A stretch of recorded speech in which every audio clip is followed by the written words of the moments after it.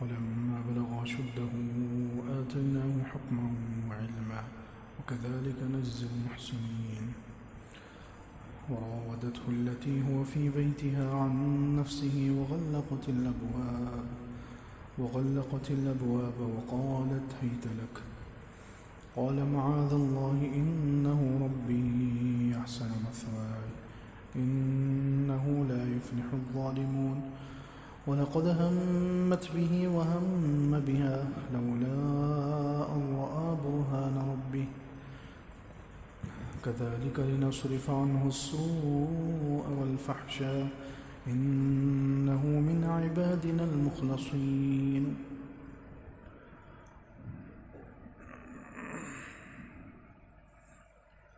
آج کا درس سورہ یوسف کی آیت نمبر 22 سے شروع ہو رہا ہے. اللہ رب العزت ارشاد فرماتے ہیں وَلَمَّا بَلَغَ أَشُدَّهُ آتَيْنَاهُ حُكْمًا وَعِلْمًا وَكَذَلِكَ نَجْزِي الْمُحْسِنِينَ. اس سے پچھلی آیت میں بتایا گیا تھا کہ حضرت یوسف علیہ السلام مصر پہنچے. مصر کے عزیز مصر جو وزیر تھا اس نے حضرت یوسف علیہ السلام کو خریدا اور اپنے گھر میں اچھا ٹھکانہ دیا. اب اللہ رب العزت فرماتے ہیں وَلَمَّا بَلَغَ أَشُدَّهُ آتَيْنَاهُ حُكْمًا وَعِلْمًا. جب وہ اپنی طاقت کو پہنچے. حضرت یوسف علیہ السلام اشد کہتے ہیں قوت اور طاقت کا زمانہ ہے، یعنی بالغ ہو گئے. بالغ ہونے کے بعد طاقت مکمل ہونے تک پہنچ گئے. تو آتیناہ حکما وعلما، ہم نے ان کو حکمت اور علم دیا. حکم اور علم دیکھیں اللہ رب العزت کیسے اپنی طرف نسبت کر رہے ہیں کہ حضرت یوسف علیہ السلام کی اس جگہ تربیت اور پرورش اللہ رب العزت خود روحانی اعتبار سے کیسے فرما رہے ہیں. ہم نے یوسف کو حکماً و علما، حکم اور علم دیا. حکم سے مراد یا تو مفسرین کہتے ہیں کہ حکم سے مراد احکام اور ذمہ داریاں ہیں. بہت سارے نبیوں کے بارے میں یہ لفظ اللہ تعالیٰ نے قرآن میں استعمال کیا ہے. حضرت لوط علیہ السلام کے بارے میں، حضرت نوح علیہ السلام کے بارے میں، حضرت داؤد اور سلیمان علیہ السلام کے بارے میں کہ ہم نے ان کو حکم اور علم دیا. تو یا تو اس سے احکام اور ذمہ داریاں مراد ہے یا حکمت، دانائی، عقل مندی، فہم و فراست، قوت فیصلہ، یہ سب چیزیں اللہ رب العزت نے عطا فرمائی. اب دیکھیں حضرت یوسف علیہ السلام کے بارے میں کچھ مفسرین کا یہ کہنا ہے کہ اللہ تعالیٰ نے ان کو مصر میں وزیر کے گھر میں پہنچایا تاکہ ان کی تربیت ہو. کچھ مفسرین یہ کہتے ہیں تاکہ ان کی تربیت ہو، وہ وزیر کے گھر میں رہ کر اچھی تربیت، حکومت چلانے اور لوگوں پر حکمرانی کرنے کے آداب وغیرہ سیکھیں. حالانکہ یہ بات نبیوں کے شان کے مناسب معلوم نہیں ہوتی. نبیوں کو تو اللہ رب العزت یہاں حضرت یوسف علیہ السلام کے لیے تو ہر چیز کی نسبت اپنی طرف کر رہے ہیں. اسی لیے شاہ ولی اللہ محدث دہلوی رحمۃ اللہ علیہ فرماتے ہیں کہ اخلاق اور عادتیں اس میں لوگوں کی الگ الگ قسمیں ہیں. ایک قسم تو لوگوں کی وہ ہے جن کے پاس اخلاق ہوتے ہی نہیں، جن کی تربیت نہیں ہوتی، جن کے پاس اخلاق اور اچھی عادتیں بالکل نہیں ہوتی. ایک اس قسم کے لوگ بھی ہوتے ہیں. دوسری قسم کے وہ لوگ ہوتے ہیں جن کے پاس اخلاق اور عادتیں بہت معمولی ہوتے ہیں، زیادہ نہیں ہوتے، بہت کم. تیسری قسم کے لوگ ہوتے ہیں کہ جن کے پاس اخلاق اور عادتیں وافر مقدار میں زیادہ ہوتی ہیں، یعنی 70-80% تک ان کے پاس اخلاق اور عادتیں ہوتی ہیں. اور چوتھی قسم کے لوگ وہ ہوتے ہیں جو اخلاق اور عادتوں میں امام ہوتے ہیں، یعنی ان سے لوگ اخلاق اور عادتیں لیتے ہیں. تو شاہ ولی اللہ محدث دہلوی رحمۃ اللہ علیہ کہتے ہیں کہ یہ قسم نبیوں کی ہے. یہ نبیوں کا مقام اور مرتبہ ہے کہ وہ اخلاق اور عادتوں کے امام ہوتے ہیں.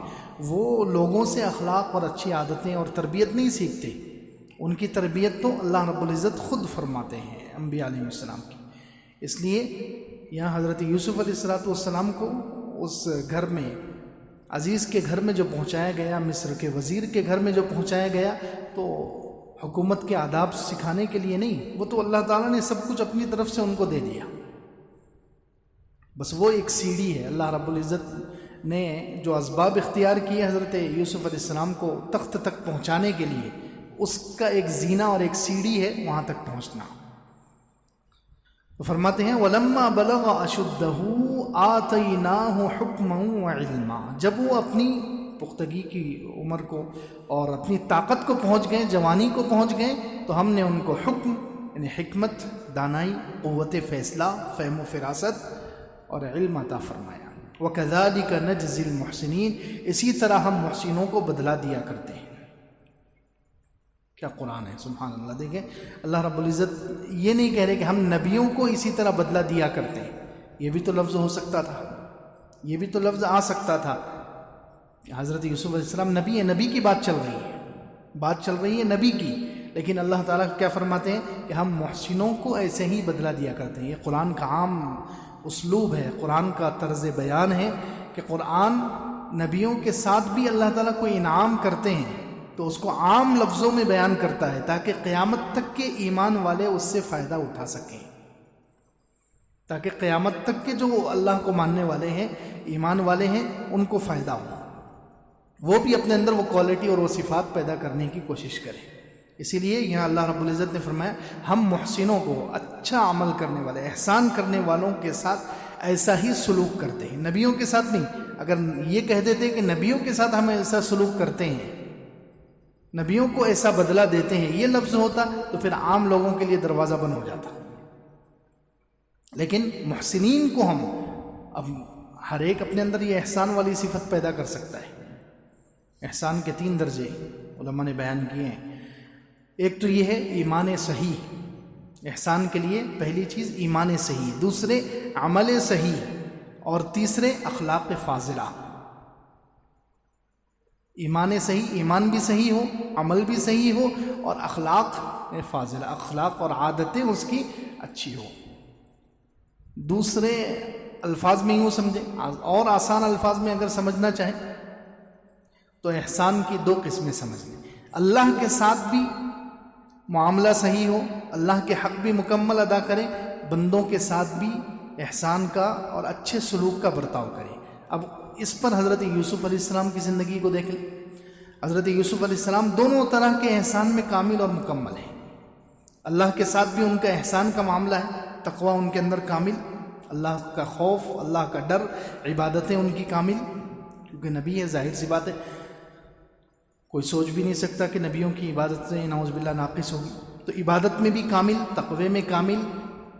تقوی کا تو اگلی آیت میں ہی ان کا قصہ آ رہا ہے، کتنا اللہ کا خوف تھا ان کے اندر، کتنا اللہ کا ڈر تھا. تو اللہ کے ساتھ بھی معاملہ ان کا احسان کا، اور بندوں کے ساتھ بھی ان کا معاملہ احسان کا ہے.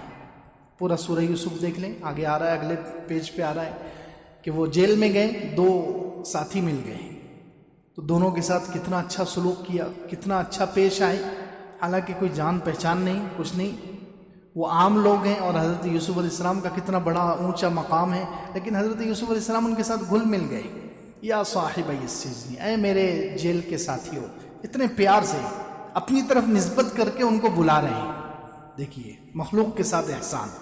پھر ایک ساتھی اس میں سے، وہ جیل کے ساتھیوں میں سے ایک ساتھی چھوٹ کر چلا گیا، ایک ساتھی چھوٹ کر چلا گیا. تو اس سے حضرت یوسف علیہ السلام نے کہا کہ کبھی یاد آئے تو بادشاہ کے سامنے میرا تذکرہ کر دینا. تیرا جو بادشاہ رہے گا، جس کو تو شراب پلائے گا یا ساقی رہے گا، تو اس بادشاہ کا، اس کے سامنے کبھی میرا تذکرہ کر دینا کہ ایک بے گناہ قیدی بھی جیل میں ہے. لیکن وہ تذکرہ کرنا بھول گیا، تذکرہ کرنا بھول گیا.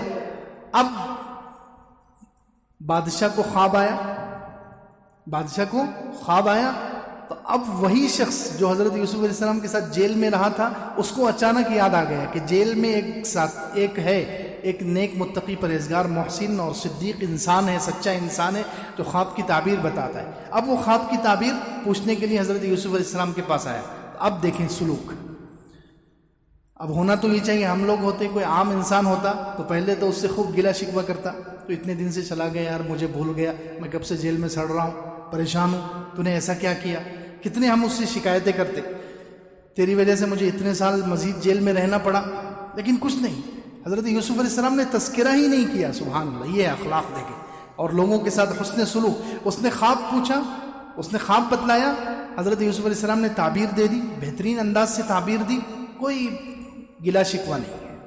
اسی طرح بھائیوں کے ساتھ بھی ان کا احسان دیکھیں کہ بھائی آئے، غلہ دے دیا ان کو، جب معافی کا موقع آیا بھائیوں کو معاف کر دیا۔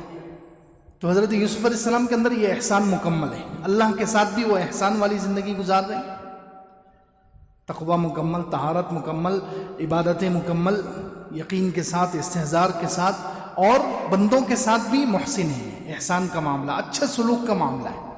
تو اسی لیے اللہ رب العزت نے ان کو یہ مقام عطا فرمایا، اور اللہ تعالیٰ نے یہ ضابطہ دے دیا، یہ اصول بیان کر دیا کہ جو بھی محسن ہوگا، جو بھی اچھا، اللہ کے ساتھ بھی اچھا معاملہ رکھے اور بندوں کے ساتھ بھی اچھا سلوک اور اچھا معاملہ رکھے، اللہ رب العزت ان کو ایسے ہی نوازیں گے، حکمت دیں گے، ان کو دانائی دیں گے، ان کو احکام اور ذمہ داریاں دیں گے، یا حکومت بھی دے سکتے ہیں، بعض مفسرین نے حکم سے مراد حکومت بھی لیا ہے، تو یہ بھی دیں گے اور علم بھی دیں گے، اللہ تعالیٰ سب کچھ نواز دیں گے۔ بندے کے اندر صفت احسان ہونا چاہیے۔ تو فرمایا وَكَذَلِكَ نَجْزِي الْمُحْسِنِينَ، ہم محسنین کو ایسا ہی بدلہ دیا کرتے ہیں۔ وَرَاوَدَتْهُ الَّتِي هُوَ فِي بَيْتِهَا عَن نَفْسِهِ وَغَلَّقَتِ الْأَبْوَابَ وَقَالَتْ هَيْتَ لَكَ۔ اب حضرت یوسف علیہ السلام کا دوسرا امتحان شروع ہو رہا ہے۔ حضرت یوسف علیہ السلام کی زندگی امتحان سے بھری ہوئی، اور یہ خاص بات ہے ان کی کہ جہاں اللہ تعالیٰ ان کا امتحان لیتے ہیں فوراً انعام بھی دیتے ہیں۔ عربی میں دو جملے بولے جاتے ہیں، محنہ اور منحہ۔ مفسرین نے یہ دو جملے، لیکن حضرت یوسف علیہ السلام پر محنت بھی آئی اور فوراً منحہ بھی آیا، یعنی انعام بھی آیا۔ جیسے پہلے کنویں میں ڈالے گئے، سب سے پہلا امتحان تھا ان کا، کنویں میں ڈالے گئے، تو یہ ایک محنت تھی، آزمائش تھی، تو جیسے یہ محنت آئی فوراً منحہ اور انعام بھی آ گیا کہ اللہ رب العزت نے وحی بھیج دی، سبحان اللہ۔ تو ایسے ہی یہاں پر دوسری محنت آئی، دوسری مشقت، دوسرا امتحان آیا کہ عزیز مصر کی جو بیوی ہے اس نے پھسلایا، اس نے حضرت یوسف علیہ السلام کو زنا پر آمادہ کرنے کی کوشش کی۔ تو حضرت یوسف علیہ السلام نے اپنے آپ کو بچا لیا، تو پھر اللہ تعالیٰ کا انعام بھی ہو گیا، اللہ تعالیٰ کا انعام بھی ہو گیا، اللہ کی مدد کھلی آ گئی۔ تو خیر حضرت یوسف علیہ السلام کی زندگی مشقت سے بھری ہوئی ہے اور انعام سے بھری ہوئی ہے۔ وہ جتنی آزمائش ہوتی ہے فوراً اللہ کی طرف سے انعام بھی ملتا ہے، ادھر آزمائش بھی ہوتی ہے اور انعام بھی مل جاتا ہے۔ تو فرمایا وَرَاوَدَتْهُ الَّتِي هُوَ فِي بَيْتِهَا عَن نَفْسِهِ، اس عورت نے نرمی سے بہکانے کی، پھسلانے کی کوشش کی حضرت یوسف علیہ السلام کو، جس کے گھر میں حضرت یوسف تھے، عن نفسی، اپنے نفس سے ان کو بہکانے کی کوشش کی۔ اب دیکھیں اس میں پہلی بات تو اس عورت کا پاور بتلایا گیا، عورت کتنی طاقتور ہے۔ وراودته التي هو في بيتها، اس عورت نے بہکانے کی، پھسلانے کی کوشش کی جس کے گھر میں حضرت یوسف تھے۔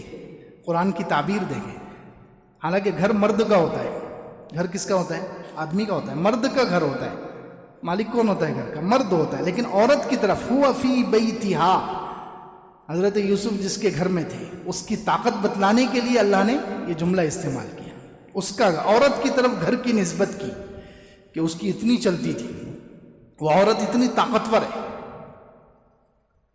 دوسری بات، اللہ تعالیٰ نے اس کا نام ذکر نہیں کیا، اللہ تعالیٰ نے اس کا نام ذکر نہیں کیا، اور یہاں یہ بھی نہیں کہا کہ وہ عزیز مصر کی بیوی، عزیز مصر جو مصر کا وزیر ہے اس کی بیوی بھی نہیں کہا، لفظ کیا کہا؟ لمبا ہو گیا۔ حالانکہ قرآن جہاں دیکھیں، قرآن اکثر بات کو مختصر کرتا ہے، اللہ رب العزت جتنا ہو سکے قرآن میں مختصر اور کم لفظوں میں سمجھانے کی کوشش کرتے ہیں، لیکن یہاں لفظ بڑھا دیے، بات کو لمبا ہونے دیا۔ کیوں؟ تاکہ یہ پتہ چلے کہ حیا اللہ تعالیٰ کے پاس کتنی اہم چیز ہے، اللہ تعالیٰ پردہ کیسا ڈالتے ہیں، عورتوں کا نام لینا اللہ تعالیٰ کو بالکل پسند نہیں ہے. کسی کا نام لے کر اس کے برے عمل کو بیان کرنا یہ اللہ تعالیٰ کو پسند نہیں. یہ بتلانے کے لیے اللہ تعالیٰ نے یہاں پر عزیز مصر کی بیوی نہیں کہا. زلیخا اس کا نام تھا جو مفسرین نے لکھا ہے، وہ نام نہیں ذکر کیا. حالانکہ وہ نام لے لیتے تو بہت کم لفظوں میں بات ہو جاتی، لیکن نہیں. وراودته التي هو في بيتها، اس عورت نے بہکانے پھسلانے کی کوشش کی جس کے گھر میں وہ تھے، یوسف علیہ السلام تھے. تو اس عورت کا نام نہیں لیا. حیا کے قرآن میں عام طور پر اللہ تعالیٰ عورتوں کا نام نہیں لیتے. یہ بھی حیا کا ایک طریقہ ہے، چھپاتے ہیں عورتوں کے نام کو.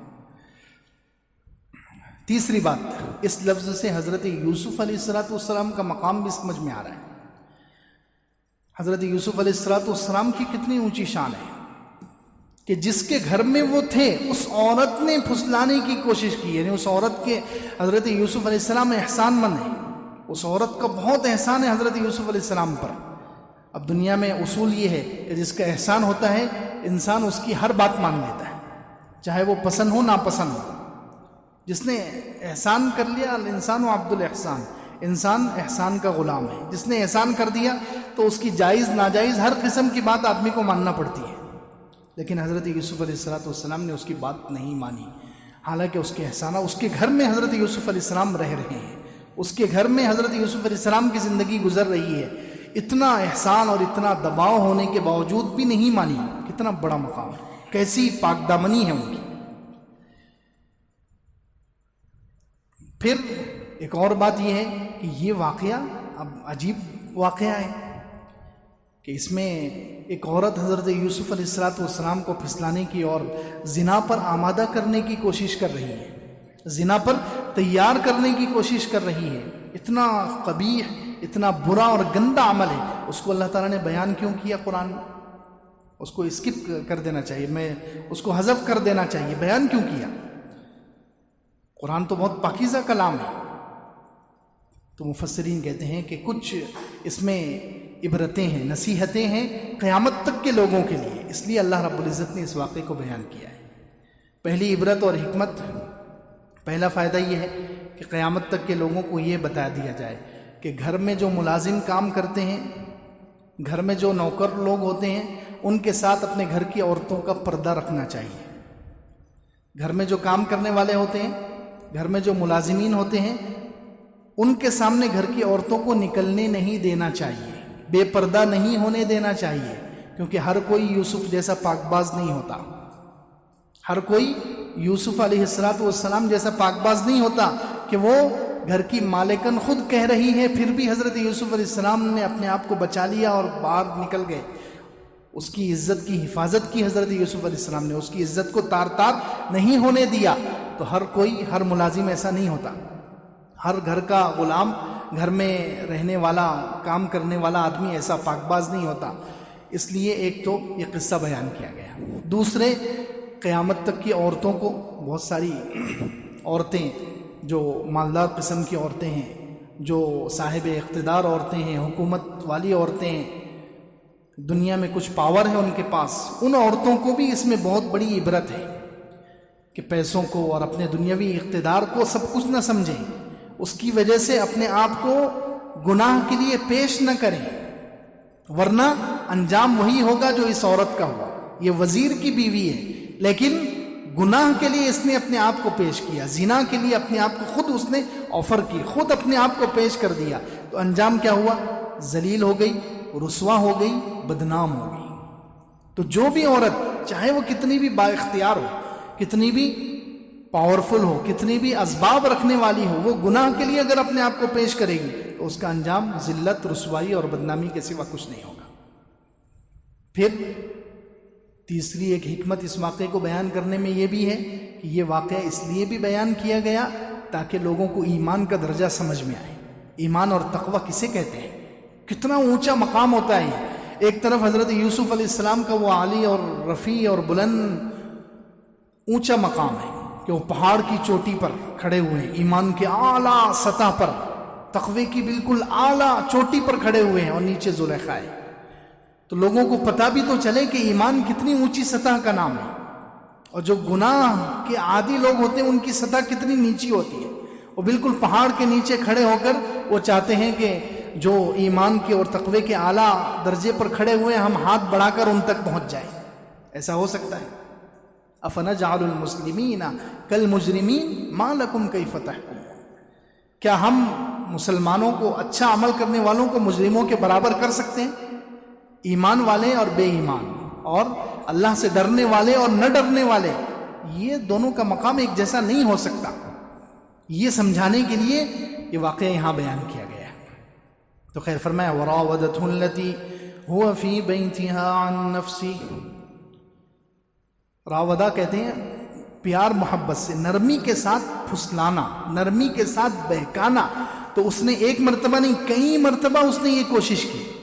راودہ یراودو، مراودہ یہ باب مفاعلہ ہے. باب مفاعلہ کا خاصہ یہ ہے کہ باب مفاعلہ ایسی جگہ لایا جاتا ہے جہاں دونوں طرف سے کام ہو، جہاں دونوں طرف سے کوئی کام کیا جائے. جیسے لڑائی کے لیے عربی میں لفظ آتا ہے قاتل یقاتل مقاتلۃ، لڑنا. تو اس میں دونوں طرف سے جب لڑائی ہوتی ہے تو یہ لفظ.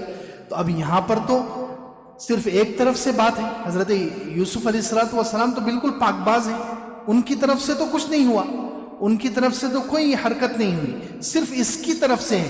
تو اللہ رب العزت نے پھر بھی باب مفاعلہ کا لفظ کیوں استعمال کیا؟ اس لیے یہ بتانے کے لیے کہ اس نے یہ کام ایک مرتبہ نہیں کیا، بار بار کیا ہے.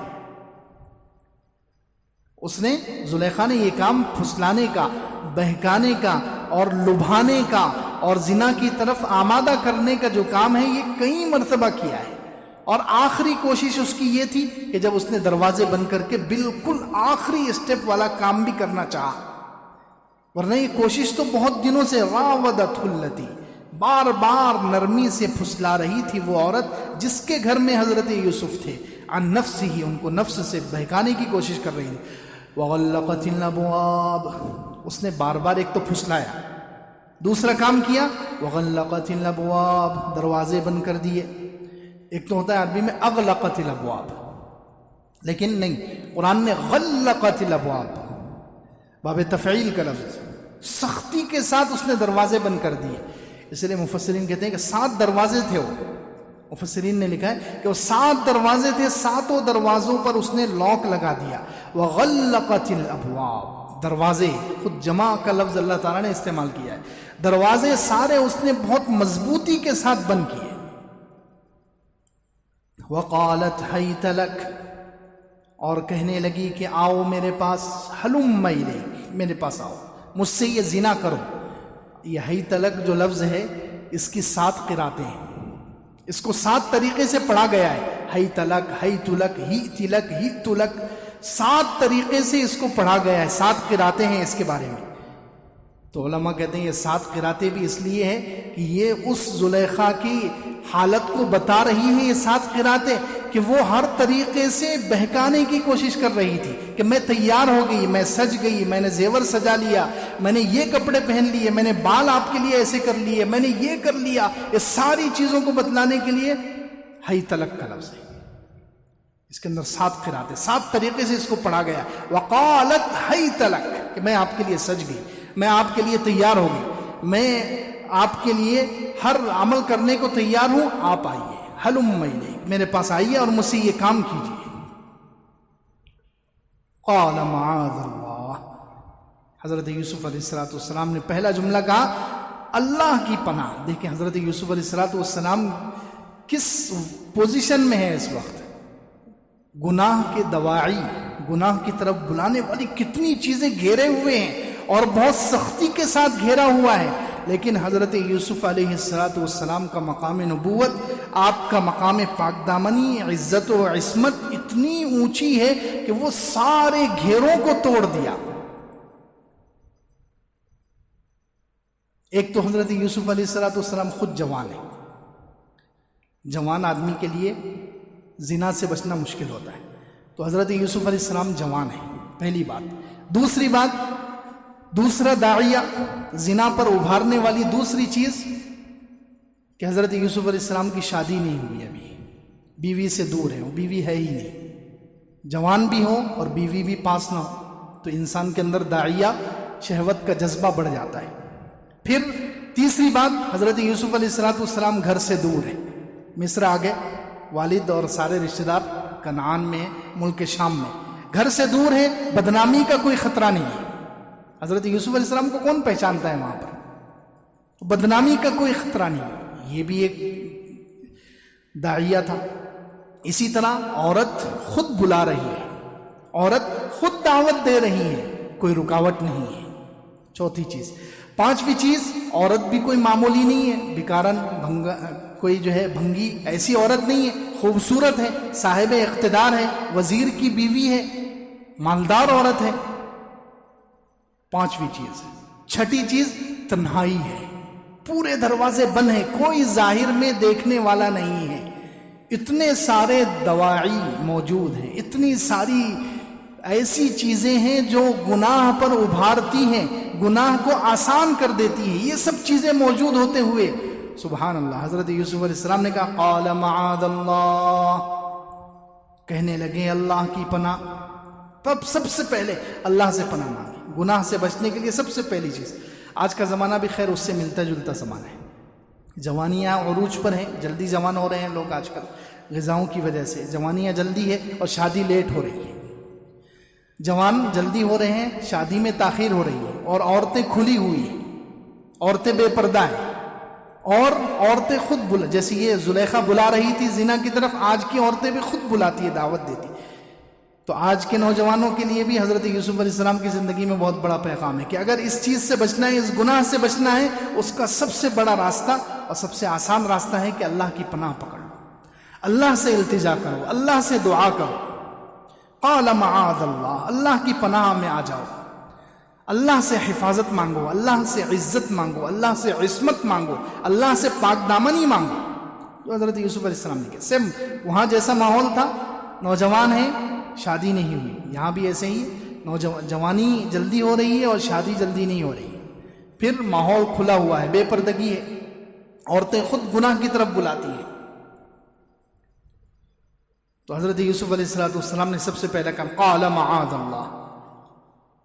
اب دیکھیں حضرت یوسف علیہ السلام کے اندر پہلے آیا احسان کے درجے بھی مکمل تھے، اور صبر کے جو درجے ہیں وہ بھی حضرت یوسف علیہ السلام کے اندر مکمل ہے۔ سبحان، صبر کے بھی درجات، ایک صبر ہے اضطراری، ایک صبر ہے اختیاری۔ یہ صبر کی دو اہم قسمیں ہیں۔ ایک صبر ہے اضطراری، مجبوری والا صبر، آسمان سے اللہ کی طرف سے کوئی آفت آ جاتی ہے، آزمائش آ جاتی ہے، وہ انسان مانگ کر نہیں لیتا، انسان چاہتا نہیں ہے، کوئی بیماری آ گئی، کوئی آفت آ گئی، تو اس پر جب صبر کرتا ہے آدمی تو اس کو کہتے ہیں صبر اضطراری۔ یہ مجبوری والا صبر ہے، صبر کرنا ہی ہے۔ اللہ نے گھر میں کسی کا انتقال کرا دیا، کسی کی موت ہو گئی، گھر میں کوئی دنیا سے چلا گیا، اب انسان کا اختیار تو نہیں ہے، انسان نے خود تو نہیں کہا کہ اللہ کسی کو لے لے، تو اب یہ مصیبت آئی ہے، آسمانی جو آفت آتی ہے اور انسان اس پر صبر کرتا ہے، تو یہ صبر اضطراری ہے، مجبوری والا صبر، یعنی اللہ تعالیٰ نے آفت بھیج دی، اب صبر کرنا ہی ہے۔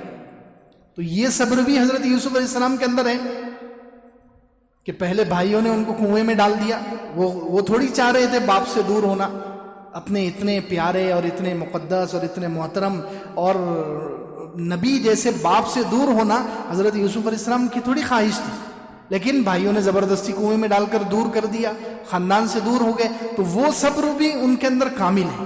حضرت یوسف علیہ السلام نے کوئی اس میں گلا شکوہ نہیں کیا۔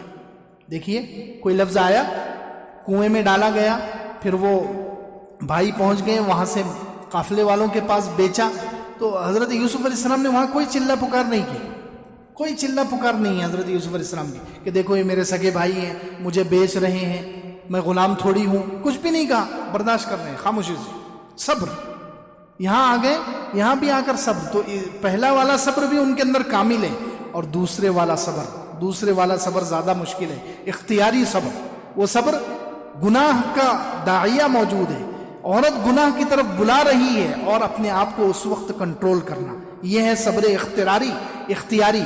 حضرت یوسف علیہ السلام کے اندر صبر کے درجات بھی مکمل ہیں، احسان کے درجات بھی مکمل ہیں۔ اللہ کرے کہ ہمارے اندر بھی پیدا ہو جائے، آمین۔ تو فرمایا قال معاذ اللہ، سب سے پہلے اللہ کی پناہ مانگی، اللہ کی پناہ۔ دوسرا جملہ انہ ربی احسن مثوائی، بے شک وہ میرا رب ہے، اس نے مجھے اچھا ٹھکانہ دیا۔ اب اس سے کون مراد ہے؟ کچھ مفسرین کہتے ہیں کہ یہاں رب سے مراد اللہ ہے، اللہ نے اچھا ٹھکانہ دیا، یہاں تک پہنچایا۔ مصر میں ہو سکتا تھا مجھے کوئی غریب آدمی خرید لے، لیکن اللہ نے مجھے عزیز مصر وزیر کے گھر میں پہنچا دیا، تو اللہ نے مجھے اچھا ٹھکانہ دیا۔ ایک تفسیر تو یہ ہے، لیکن اکثر مفسرین کہتے ہیں کہ یہاں رب سے مراد حضرت یوسف علیہ السلام نے اللہ کو نہیں لیا، یہاں رب سے مراد وہ عزیز مصر ہے، کہ وہ میرا رب ہے، وہ میری تربیت کرنے والا ہے۔ احسن مثوائے، اس نے مجھے اچھا ٹھکانہ دیا ہے، انہیں اچھے گھر میں ٹھہرایا۔ اپنی بیوی کو اس نے کہہ دیا تھا، مجھے لا کر جب گھر میں چھوڑا اسی وقت کہہ دیا تھا کہ اس کو اکرمی مثواہ، اس کو اچھا ٹھکانہ دینا، رہنا کھانا اور لباس وغیرہ سب چیزیں اچھے سے دینا۔ تو حضرت یوسف علیہ السلام نے یہ مراد لیا، اکثر مفسرین کہتے ہیں۔ اور یہ یاد رکھیں کہ رب، کسی انسان کو رب کہنا یہ ہماری شریعت میں تو جائز نہیں ہے، لیکن حضرت یوسف علیہ السلام کی شریعت میں جائز تھا، کیونکہ آگے بھی آ رہا ہے، آگے بھی ایک دو مرتبہ حضرت یوسف علیہ السلام نے یہ رب کا لفظ مخلوق کے لیے استعمال کیا ہے۔ جب جیل سے نکل رہے تھے، جب وہ بادشاہ کو خواب کی تعبیر بھیجی حضرت یوسف علیہ السلام نے، اور بادشاہ نے اپنے سپاہیوں کو بھیجا کہ یوسف کو جیل سے نکال دو، تو اس وقت حضرت یوسف علیہ السلام نے کیا کہا؟ ارجع الی ربک، جو آئے تھے جیل سے چھڑانے کے لیے، جو لوگ آئے تھے ان سے کہا جاؤ اپنے رب کے پاس، یعنی اپنے بادشاہ کے پاس جاؤ اور اس سے پوچھو کہ میرے ساتھ وہ عورتوں نے کیا کیا۔ تو یہاں بھی دیکھیں حضرت یوسف علیہ السلام نے لفظ رب کا لفظ جو ہے مخلوق کے لیے استعمال کیا ہے، تو ان کی شریعت میں رب کا لفظ مخلوق کے لیے استعمال کرنا جائز تھا، ہماری شریعت میں جائز نہیں ہے۔ تو دوسرا جملہ حضرت یوسف علیہ السلام نے کہا انہو ربی احسن مثوائے، وہ میرا رب ہے، یعنی عزیز مصر جس نے مجھے اچھا ٹھکانہ دیا۔ انہو لا یفلح الظالمون، بے شک ظالم لوگ کامیاب نہیں ہوتے۔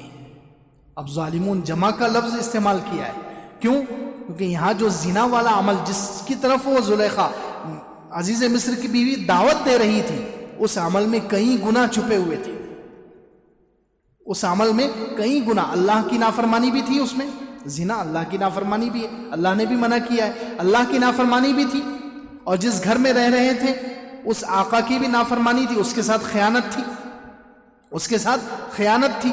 اور عورت چاہے زنا کے لیے تیار ہے، لیکن پھر بھی اس میں شوہر کا حق مارا جا رہا ہے، شوہر کا حق مانا جا رہا ہے، اور شوہر کے جو عورت کے رشتہ دار ہیں، بھائی ماں باپ وغیرہ، ان کی بدنامی ہو رہی ہے، تو مخلوق کی حق تلفی ہو رہی، کئی گناہ اس میں جمع ہو رہے تھے، اس لیے یہاں پر جمع کا صیغہ استعمال کیا حضرت یوسف علیہ السلام نے کہ ظالم لوگ کامیاب نہیں ہوتے، انہو لا یفلح الظالمون۔ اب دیکھیں گناہ سے بچنے کے لیے یہاں 3 طریقے اور 3 گر حضرت یوسف علیہ السلام نے بتائے۔ سب سے پہلی چیز معاذ اللہ، کہ جب بھی آدمی کو گناہ سے بچنا ہو، جو بھی گناہ سے بچنا چاہتا ہو، اسے چاہیے کہ پہلے اللہ کی پناہ حاصل کرے، اللہ کی پناہ پکڑے، اللہ سے دعا کرے، التجا کرے اللہ سے۔ گناہ سے بچنے کے لیے پہلا عمل یہ ہے۔ دوسرا عمل یہ ہے کہ گناہ سے بچنے کے لیے اللہ کے احسانات کو یاد کرے، اپنے رب کے احسانات کو یاد کرے۔ حضرت یوسف علیہ السلام نے اس وقت میں اللہ کے بھی احسانات کو یاد رکھا، اور جو عزیز مصر تھا اس کے احسانات کو بھی یاد رکھ کے اس عورت کو جواب دیا ہے انہو ربی احسن مثوائے۔ تو گناہ سے بچنے کے لیے دوسری چیز کہ جب گناہ سامنے آئے تو ایک تو ہم اللہ سے دعا کریں، اللہ کی پناہ پکڑیں، اور دوسرے اللہ کے احسانات کو یاد کریں۔ آج تک اللہ نے ہمیں کیا کیا دیا ہے، کتنے احسانات کیے، اس سے گناہ سے بچنا آسان ہو جاتا ہے۔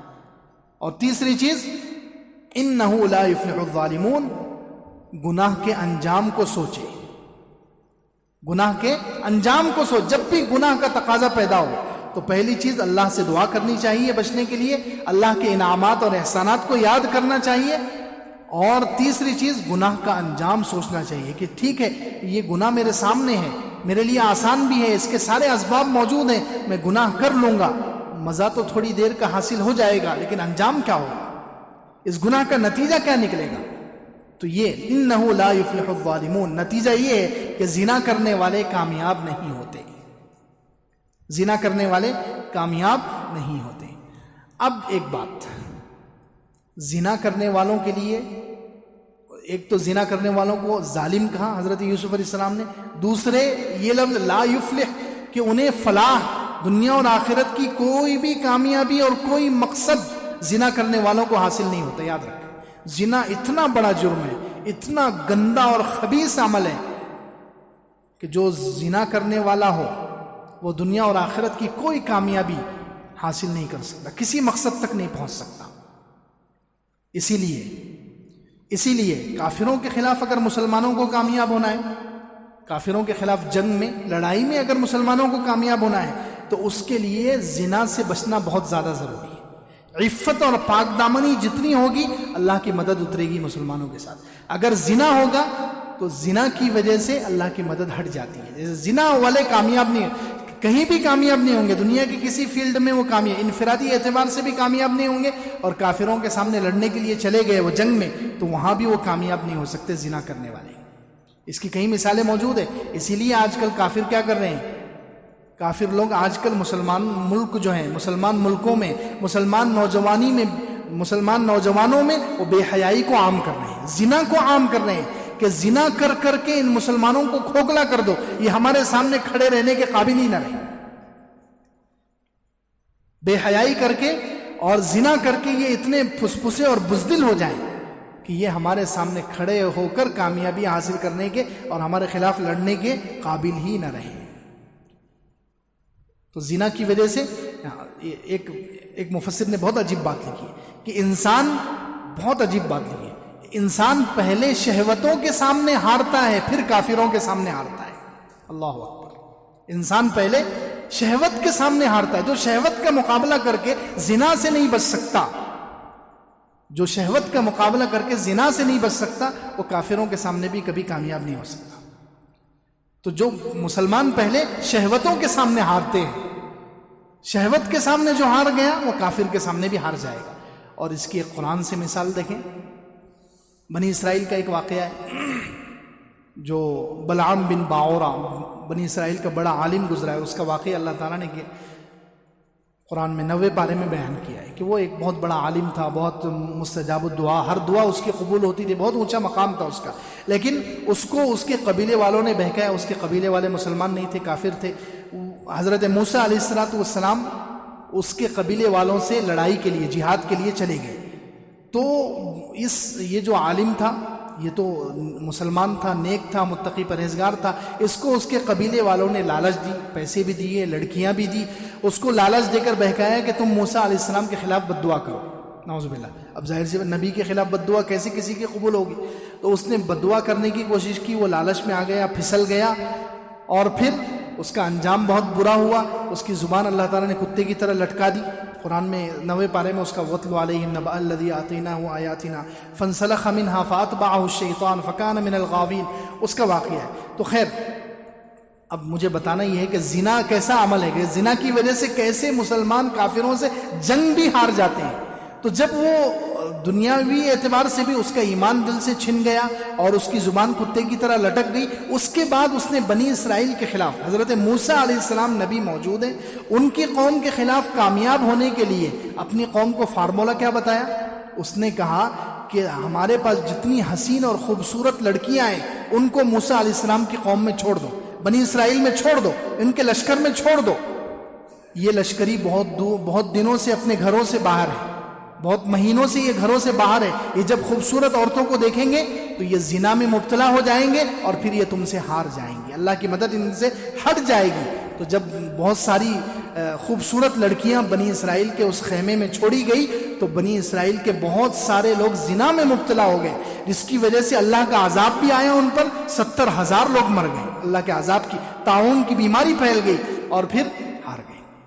تو دیکھو، پہلے مسلمان زنا کر لیتا ہے، جب زنا کی وجہ سے کمزور ہو جاتا ہے، وہ کافروں کے سامنے کھڑا ہونے کے قابل نہیں ہوتا، پھر پہلے شہوت کے سامنے ہارتا ہے، پھر کافر کے سامنے ہارتا ہے۔ تو قرآن نے اس لیے لفظ استعمال کیا ہے، ظالم لوگ زنا کرنے والوں کو کوئی کامیابی نہیں ملتی۔ اس لیے آج کا ایک پیغام یہ بھی ہے کہ ہمیں اپنے اندر عفت اور پاک دامنی پیدا کرنے کی ضرورت ہے۔ اللہ تعالی ہم سب کو پاک دامنی عطا فرمائے، آمین۔